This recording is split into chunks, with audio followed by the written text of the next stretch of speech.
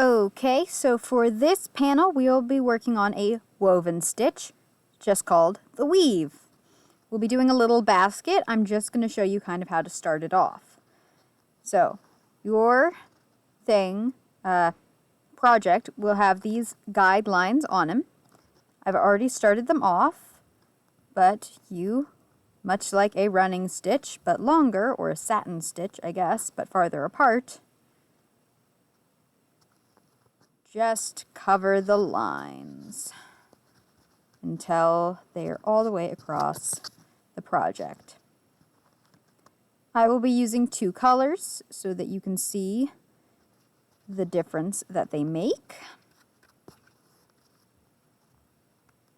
in the weave. Now, how far apart you put your stitches is up to personal preference.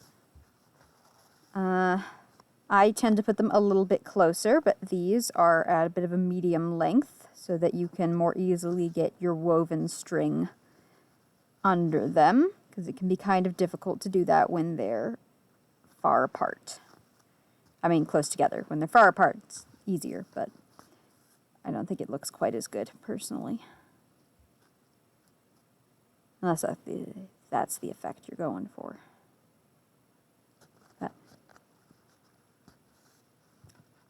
once you've got your little base stitches, like these, set up, you can actually start weaving. And it is just what it sounds like. Much like the wagon wheel, it's an over, under, under, over kind of motion. If you have a longer needle, it can be easier to put the needle through each spot before pulling it through.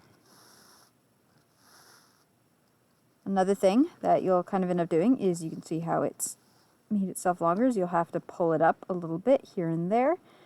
As you continue on, the former strings will push up the latter ones. This part, you can either go down and come back up if you want to keep that line really hard.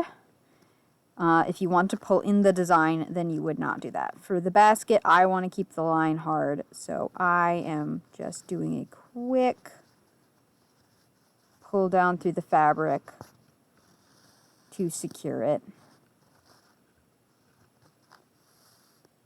before coming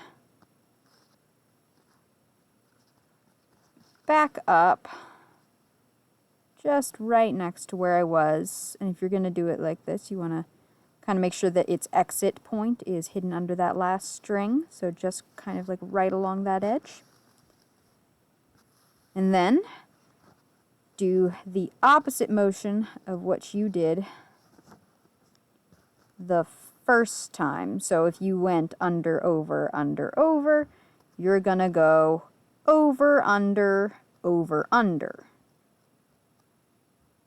Because unlike the wagon wheel stitch, this isn't a roundabout thing, so you have to be intentional with that on your own. And just watch where your stitches are placed. Make sure that they are inversed of each other. Nicely. All right, and that is the weave stitch.